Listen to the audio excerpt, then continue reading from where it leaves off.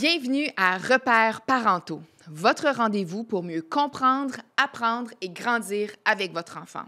Je suis Régine Legault-Bouchard et je vous invite à vous joindre à moi dans ce nouvel épisode. C'est parti!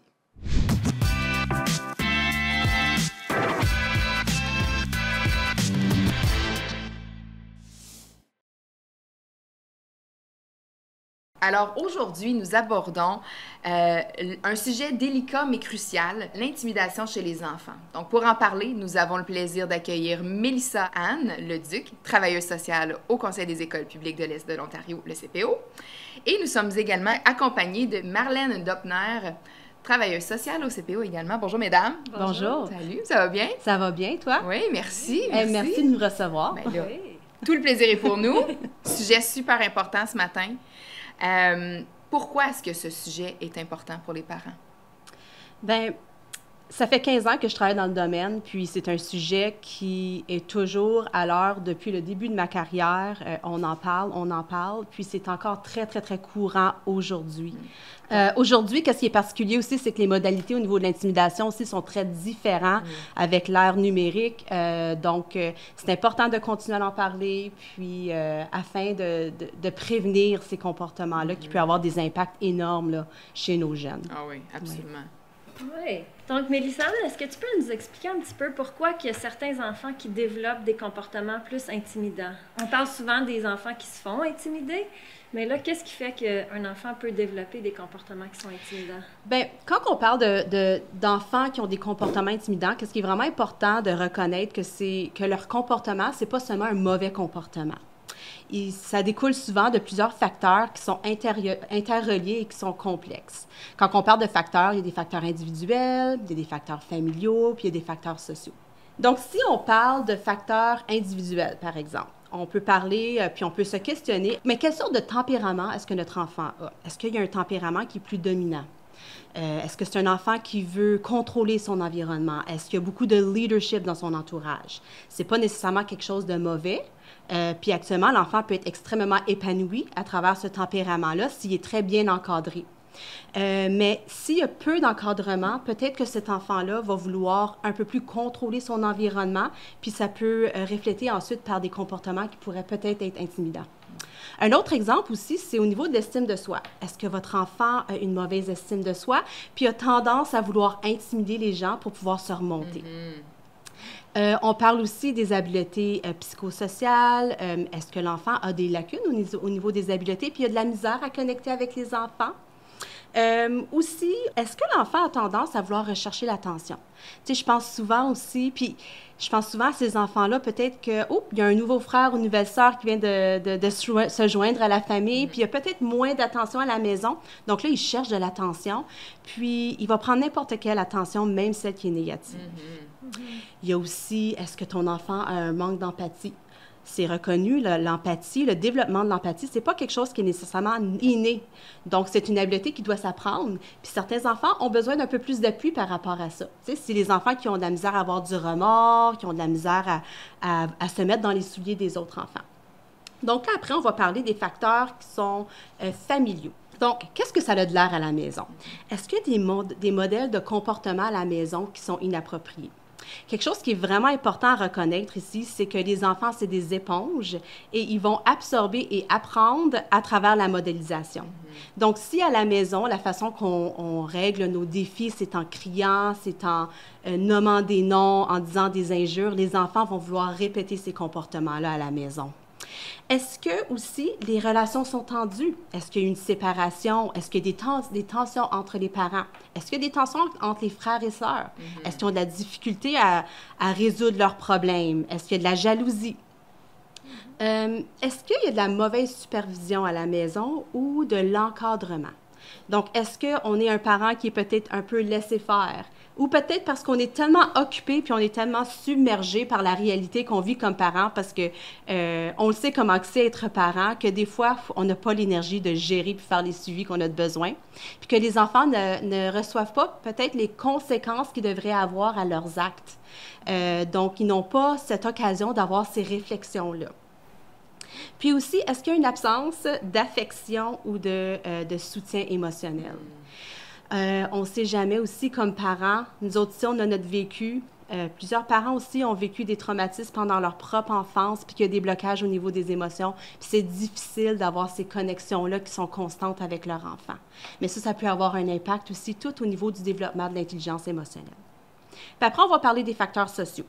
Les facteurs sociaux, là, on peut inclure au niveau scolaire la pression entre les pairs.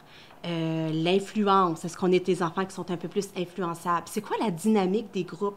Est-ce qu'il y a des dynamiques ici où est-ce qu'on normalise des comportements qui sont un peu plus inappropriés? Ou est-ce qu'on utilise un langage qui est un peu désagréable, mais c'est normalisé? Est-ce qu'il y a des difficultés encore au niveau des habiletés sociales? Est-ce qu'on a un historique, nous autres, d'intimidation, puis là, on fait juste continuer le cercle, puis on va vouloir intimider de retour?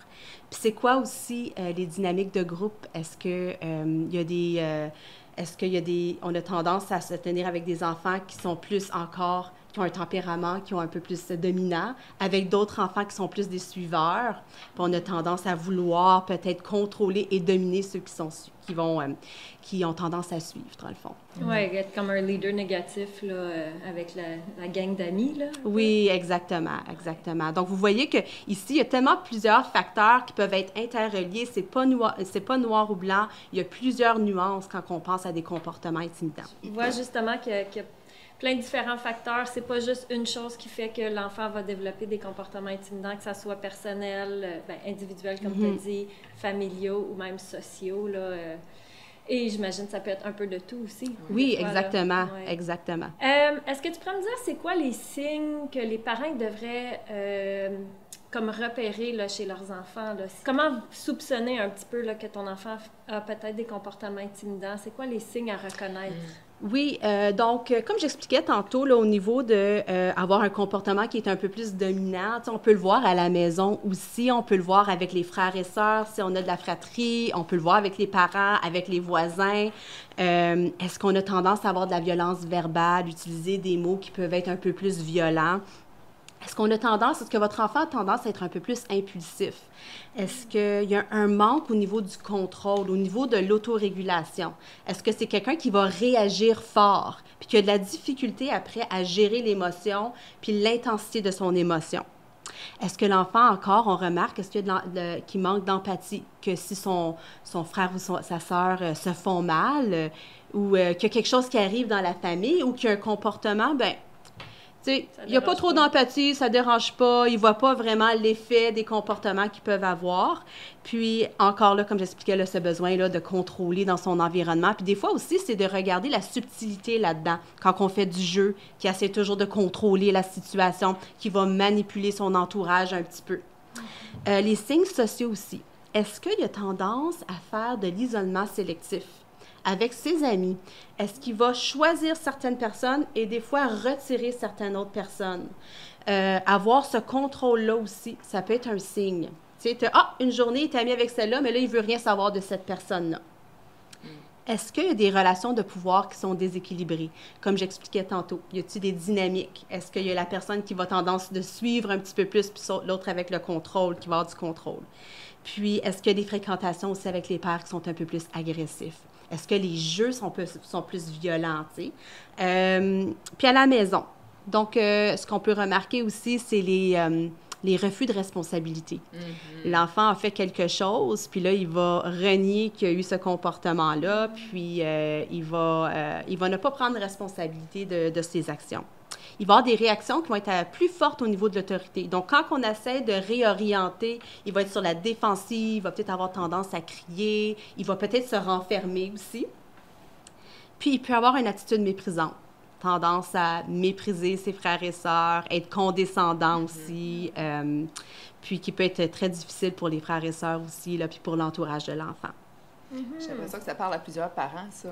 Oui. Ce que tu expliques, oui. là, juste dynamique frères et sœurs. Absolument. Puis c'est pas nécessairement parce que des fois, il y a des dynamiques qui sont conflictuelles que l'enfant va avoir des comportements intimidants ailleurs, mais je pense que c'est des pistes qui sont super importantes à reconnaître, puis à cibler nos interventions en lien avec avec nos observations.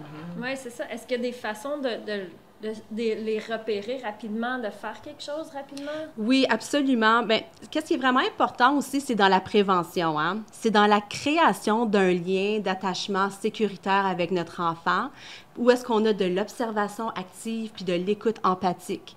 Donc, on a ces conversations-là avec nos enfants dès la petite enfance, où est-ce qu'on accueille notre enfant, puis on l'écoute, puis on l'entend, puis on essaie de comprendre. Donc, on l'accompagne là-dedans. On prend le temps de poser des questions à la fin de la journée, tu sais, puis de poser, de dire, y a-tu eu un moment où est-ce que tu t'es senti frustré avec un ami à l'école? Tu sais, qu'est-ce qui t'a fait te sentir bien à l'école aujourd'hui? Donc, est-ce que tu as eu des conflits? Toujours dans un concept où est-ce que c'est pas c'est pas dans un contexte de discipline. C'est plus comme, je suis curieuse parce que tu es important pour moi, puis j'aimerais ça t'accompagner dans ton parcours.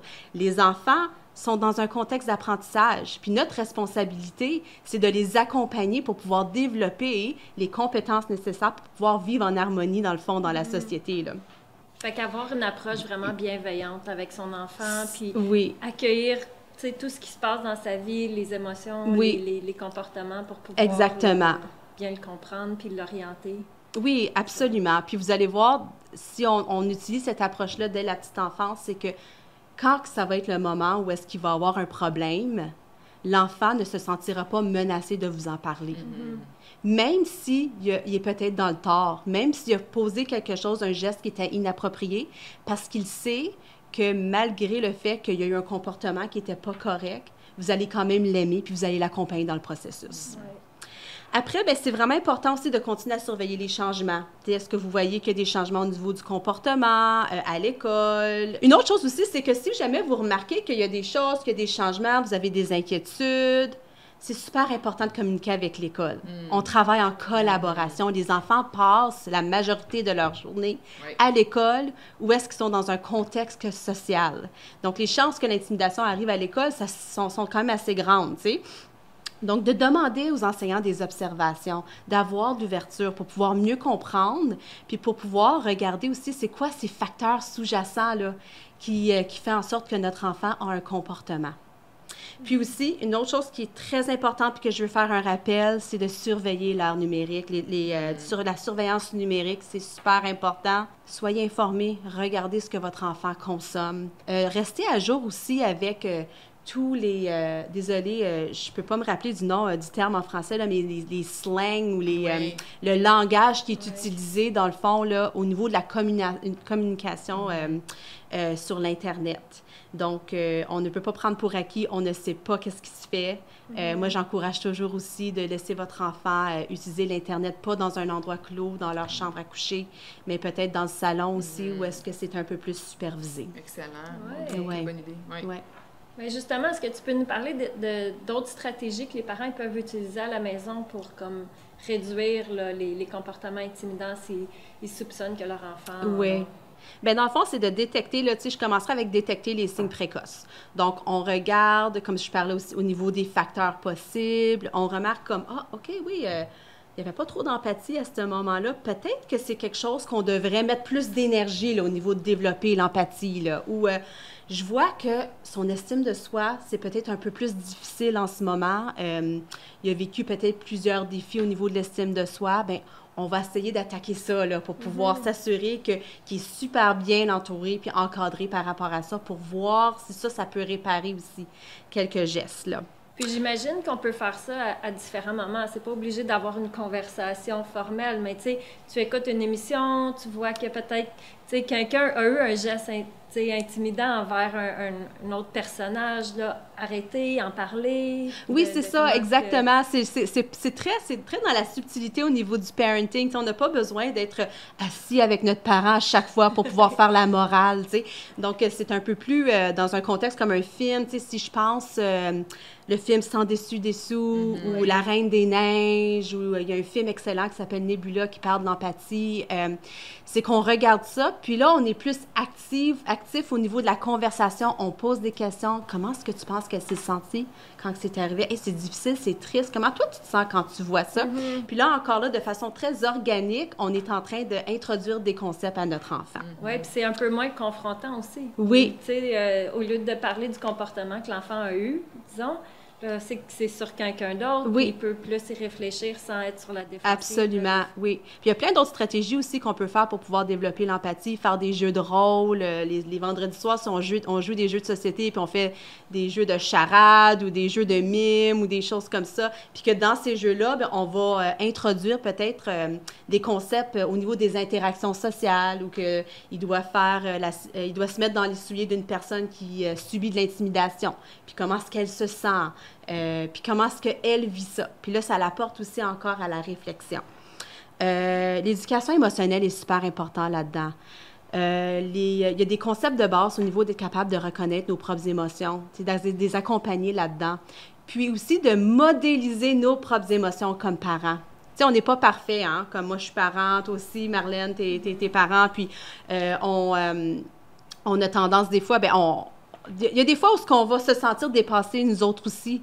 Puis, on peut peut-être lever le ton, mais de reconnaître puis de le dire à notre enfant, « Hey, je suis désolée, je me suis sentie dépassée, puis j'ai levé le ton, puis c'était pas juste, tu méritais pas ça. » Puis ça peut avoir un impact au niveau de l'apprentissage, puis de dire, « Hey, on est imparfait aussi, puis que nous autres aussi, comme adultes, on peut avoir des gestes réparateurs. » Mais c'est pas facile, hein? Pas facile de faire ça. C'est pas facile. Mais non, vrai, exactement. Il faudrait faire un effort conscient Oui, de le faire. absolument. Parce que ça modélise excellent. Ah oui, puis on doit piler sur notre orgueil des fois. Oui, c'est pas... Oui. Ben, puis c'est pas nécessairement toujours tout de suite après. Des fois, on a besoin, nous autres, d'y réfléchir, Oui. de se calmer. C'est peut-être le lendemain qu'on va en Oui. reparler quand la poussière est retombée un petit peu. Oui. Là, Oui, bien c'est ça. Parce qu'à la fin, l'exemplarité parentale, c'est super important. On parle de modélisation, des discussions familiales, d'avoir le temps de discuter de nos valeurs. C'est quoi nos valeurs familiales, nous autres? Qu'est-ce qui est important? C'est quoi nos règlements? Puis pourquoi que c'est important? De développer ces valeurs-là va faire en sorte que l'enfant va trouver une importance à avoir des actions qui sont plus positives aussi. Puis de modéliser la corégulation. Donc, comme on expliquait tantôt aussi, c'est que l'autorégulation, c'est pas quelque chose qui est inné aussi, ça s'apprend, puis ça s'apprend à travers l'exemple que les adultes bienveillants alentour d'eux autres démontrent. Donc, si tu te sens dépassé, si tu te sens fâché, au lieu de crier, au lieu de frapper, on va modéliser ensemble des stratégies d'autorégulation comme des exercices de respiration, le contact humain aussi, donc qui est super important. Donc, on le fait ensemble avec nos enfants. Donc, genre de dire, là, je me sens frustrée, donne-moi un câlin, ou tu sais, je me sens frustrée, je vais aller prendre une pause, je vais aller respirer. Faut l'exprimer, ce qu'on fait en tant que exactement. parent. Okay, oui, puis si on prend la pause aussi, c'est de s'assurer de faire un retour au niveau de la connexion. Okay. Puis c'est correct de prendre une pause. Si on se sent dépassé, puis de dire, OK, en ce moment, là, je pense que je vais crier, là, parce qu'on le sait encore, hein, comment que ça peut être avec nos enfants. C'est quoi, en ce moment, j'ai besoin de prendre une pause, mais je vais venir te voir. Puis ça, c'est très sécurisant pour nos enfants. Ouais. Wow. Si les parents apprennent que leur enfant a des comportements intimidants, j'imagine que c'est un choc peut-être ou c'est stressant, puis là, on doute de nos capacités parentales, etc. Qu'est-ce que les parents peuvent faire si l'école appelle, disons, pour dire que leur enfant a eu des comportements intimidants ou si eux autres l'ont remarqué? Oui, puis c'est pas une nouvelle souvent qu'on va entendre, hein? Donc, la réaction peut être grande aussi, puis le parent peut vivre plusieurs émotions par rapport à ça, puis c'est correct de les vivre, ces émotions-là. Moi, ce que j'encourage, par exemple, c'est de rester calme et rester connecté avec soi-même. Puis notre réaction nous appartient. Ça n'appartient pas à notre enfant. Donc là, après, on doit dire comme, oh, OK, wow, je suis sur le choc, je suis fâchée, je suis surprise. Ce bout de chemin-là, je dois le faire, mais ça m'appartient, donc je dois le faire aussi, peut-être séparé de mon enfant, ou peut-être plus tard, OK? Donc, à ce moment-là, on reste calme, puis on n'est pas impulsif, puis on veut écouter et on veut comprendre. Encore là, on veut demeurer ouvert et dans un environnement sans jugement pour pouvoir comprendre la source du comportement. On pose des questions. On est quand même empathique. Puis, donc là on ouvre la porte, OK? Parce que Ça ne veut pas dire que le comportement n'est pas acceptable, mais c'est qu'il faut ouvrir la porte pour avoir cette discussion-là parce que c'est en comprenant les facteurs sous-jacents qu'on va pouvoir intervenir puis résoudre le problème. Après, quand on a identifié ça, mais on va accompagner l'enfant dans les lacunes possibles. Donc, c'est quoi les habiletés qu'il a besoin d'apprendre aussi pour pouvoir passer à travers cet obstacle-là? Après, bien, c'est important aussi, c'est super important qu'on continue à mettre des limites claires. On reparle de nos valeurs. On parle de qu'est-ce qui est acceptable et qu'est-ce qui n'est pas acceptable. On fait des réflexions qui sont guidées pour pouvoir développer encore cette empathie-là.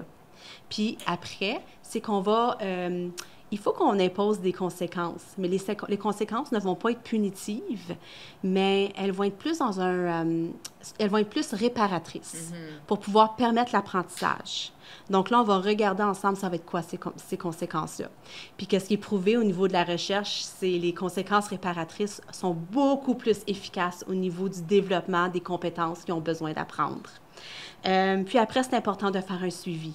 Donc, on ne peut pas juste les laisser là et dire, comme prendre pour acquis qu'ils vont avoir réglé les problèmes. Encore là, nous sommes les adultes et nous autres, on est les gens qui vont les accompagner et les guider dans ce processus-là. Donc, par conséquence réparatrice, est-ce que, comme exemple, ça pourrait être, on va encourager l'enfant d'arriver avec la solution de proposer d'aller s'excuser, par exemple? Oui, est-ce que ça pourrait être un exemple? Oui, ça pourrait être ça, okay. oui, ou de poser un geste réparateur à la personne qui a subi l'intimidation. Donc là, c'est là qu'on a l'occasion de faire un peu un remue-ménage avec notre enfant et regarder ces solutions-là. OK, excellent. Puis réparer aussi, essayer de réparer le geste, dans le fond. Puis c'est de préparer l'enfant aussi, puis de dire, bien, peut-être que la personne ne sera pas prête à recevoir. Puis c'est correct. Oui. C'est correct. Puis ça fait partie des conséquences aussi. Puis justement, tu sais, tu disais que souvent, vu que les jeunes passent la plupart de leur journée à l'école, souvent, c'est à l'école que ça se passe. Comment faire pour les parents pour bien collaborer avec l'école? Oui, parce que, tu sais, puis je vais être transparente, des fois, ça peut être difficile, ça aussi. Parce qu'on a souvent tendance à avoir l'impression que les parents sont blâmés, là, souvent quand l'élève a eu un comportement intimidant. Puis c'est difficile, ça. C'est difficile à prendre, puis tout ça. Mais je pense que c'est tellement complexe comme situation aussi que c'est vraiment important de demeurer ouvert et d'avoir ces conversations-là avec le personnel scolaire pour pouvoir essayer de comprendre, d'être proactif, de poser des questions, d'être honnête aussi au niveau de notre réalité, puis de comment est-ce qu'on se sent aussi. Donc, moi, ce que j'encourage, c'est de ne pas nécessairement arriver à l'école sur un air défensif, mais un peu plus avec une attitude où ce qu'on va essayer de comprendre est collaboratif. Puis, avec cette attitude-là, probablement qu'il va avoir plus d'impact au niveau du cheminement de notre enfant. C'est important de parler de nos inquiétudes aussi, par exemple. C'est important aussi de vouloir, d'avoir l'impression qu'on s'est senti écouté puis supporté là-dedans. C'est un travail d'équipe. C'est ça qui est super important. Oui, parce que, tu sais, l'école ne sont pas là non plus juste pour blâmer, ils sont là pour trouver des solutions. Oui, exactement. Si la famille collabore avec l'école là, ensemble, et souvent l'école connaît beaucoup de ressources qui vont pouvoir comme suggérer aux parents. Donc, avoir une ouverture, je pense que c'est ça qui aide. Oui, c'est ça. C'est un travail collaboratif. Oui. Merci. Hey, ça fait plaisir. C'est intéressant. Ben, c'est à moi de vous remercier, mesdames. Ça a été vraiment enrichissant comme conversation. Un grand merci, Mélissa-Anne. Merci beaucoup à toi aussi. Merci. Et puis, ben, c'est ce qui conclut notre épisode aujourd'hui. J'espère que vous avez apprécié les échanges. On vous invite à vous connecter sur cpo.wen.ca pour plus d'informations. Je vous invite à nous suivre également. Et puis, on vous reparle très bientôt pour un prochain épisode du balado Repères parentaux. À très bientôt et merci.